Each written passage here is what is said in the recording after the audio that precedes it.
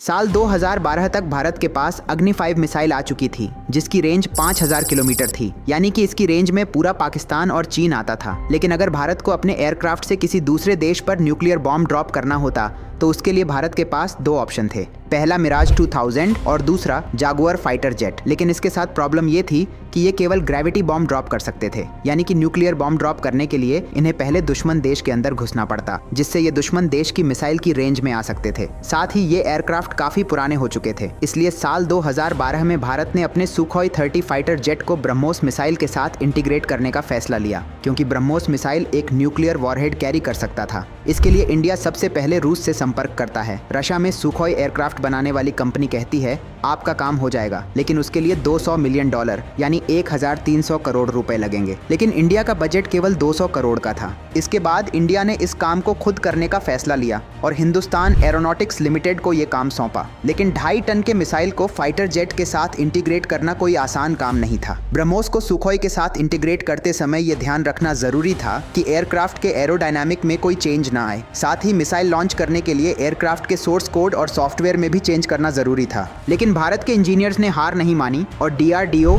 Hindustan aeronautics limited, national aerospace laboratory और ब्रह्मोस के साथ सैकड़ों इंजीनियर्स की 5 साल की कड़ी मेहनत रंग लाई और फाइनली 2017 में भारत ने इस काम को कर दिखाया। 22 नवंबर 2017 को इंडियन एयरफोर्स ने फाइनली इसकी टेस्टिंग की। ब्रह्मोस मिसाइल के इंटीग्रेशन के बाद अब इंडियन फाइटर जेट दुश्मन देश के अंदर जाए बिना ही भारत से ही उन पर न्यूक्लियर बॉम्ब या मिसाइल ड्रॉप कर सकता है।